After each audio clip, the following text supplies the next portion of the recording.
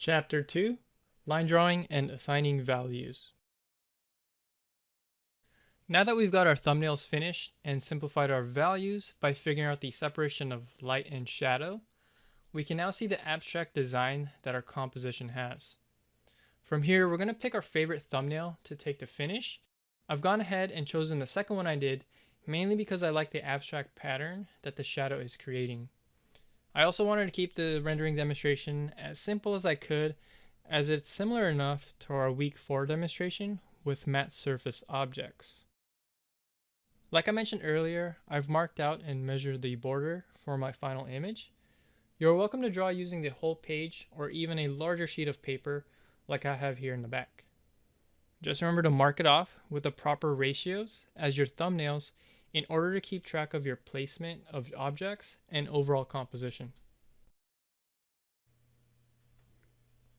So checking my thumbnail, I want to make sure I get the proper placement as I draw this larger. I am, however, going to still be looking at the still life image off screen as you see posted up here on the left. From here, it's really up to you where you want to start the larger drawing. My suggestion would be to start with the largest shapes first and work your way to the smaller ones. You can also work from front to back, like I've done here by starting off with the circle, since it's the most front object in my setup. Just remember to judge your placement based on the frame that you laid out on your thumbnail.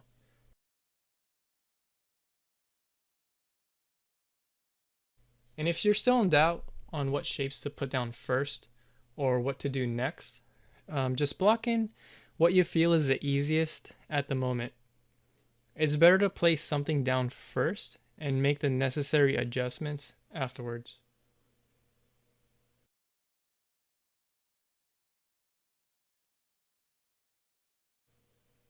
So even though it's off screen, I'm also checking back at my still life setup just to make sure I adjust any placement issues I might have made in the initial thumbnail sketch. There's still plenty of room to make any necessary changes on the final.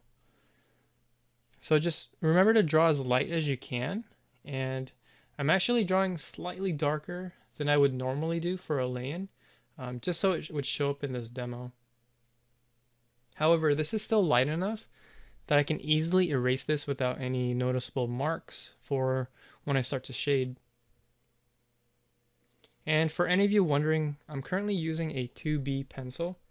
The reason is I like to use the relatively softer pencils for lay-ins, just so it's easier for me to have a lighter touch and not having to press down too hard on the paper.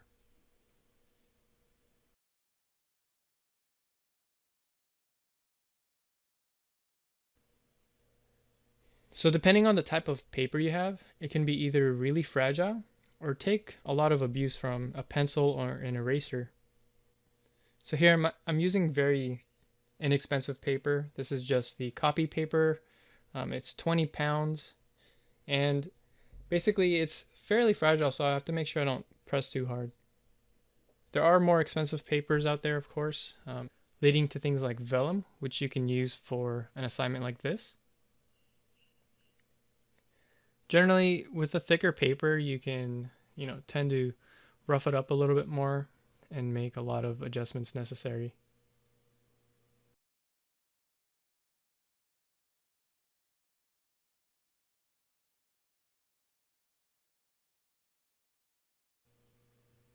So here I've gone ahead and sped up the demonstration. As you can see, I'm kind of just going back and forth, checking my placement, making sure I'm following through when drawing my ellipses, and just seeing what kind of shapes I can block in lightly in order to help me with the shading.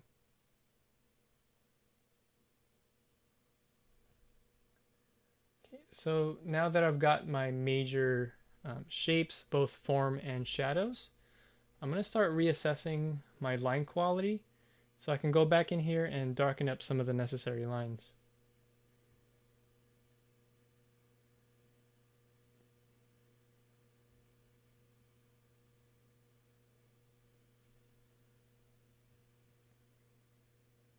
So just like the lessons you've learned from week 3, what I'm trying to do is take care of any overlaps and be a little bit more accurate with my shapes and forms.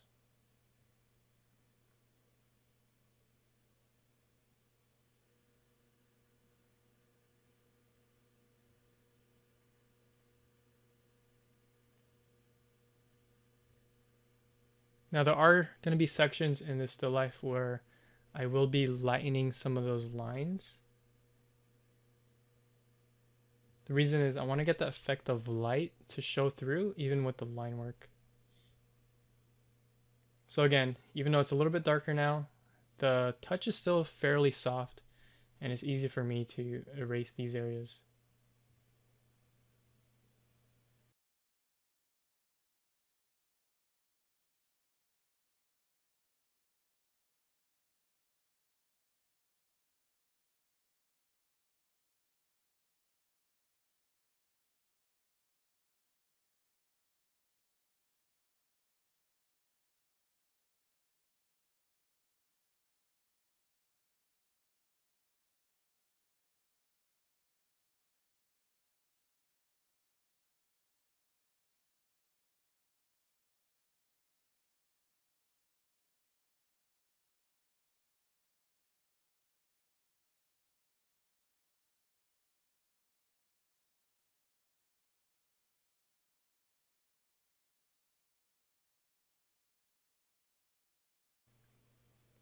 One recommendation I have for the shadows is to not darken them too much because we're going to create a bit of a blur on them as the edges get softer.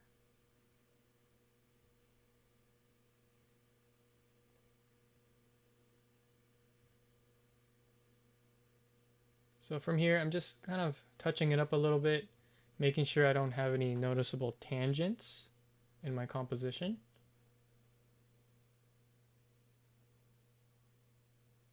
So this shadow up here by the cone is a lot sharper than the other one, so I can darken that just a tiny bit.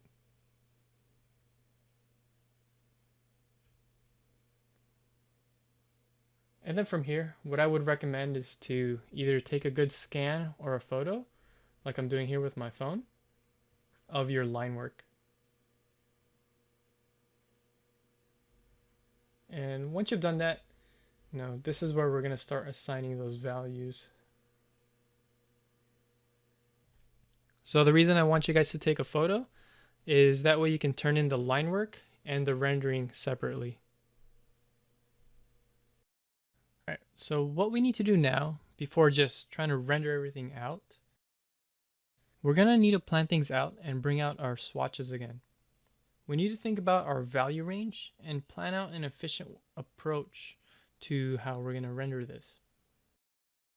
It's a good idea to number off your values, just like I'm doing here. So maybe starting off with a 20, 40%, 60, 80, and 100. From here, it's just like our gray markers. Now we have a way to keep track of which values go where.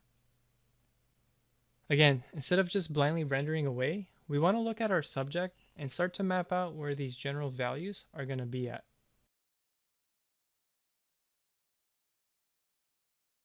Next, I'm actually going to lightly write down the values on my drawing, starting with my darkest darks. I will assign an 80% in this core shadow and about an 80 for these cast shadows, at least in the darkest areas.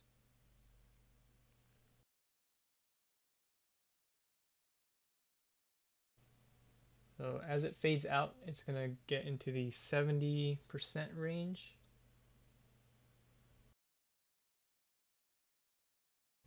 This part's a core shadow, so it's also going to be an 80. And it's going to go into a reflected light, so it's going to get a little bit lighter as it goes across the cone. Now this is probably the trickiest part here on this cube because it's in the light, but it's receiving less light and has a bit of a value. So knowing that it's not in a complete shadow, I at least want to make sure it's lighter than 50. So for now I'm going to put a 40% on it just to make sure that part reads. From there, I pretty much blocked in where all my shadows are, And now I'm going to go into the halftone and the other areas in the light. I've noticed in the still life that the part on the cylinder is the lightest. So I'm going to assign it to about 10 to 20, as well as the part on the cone.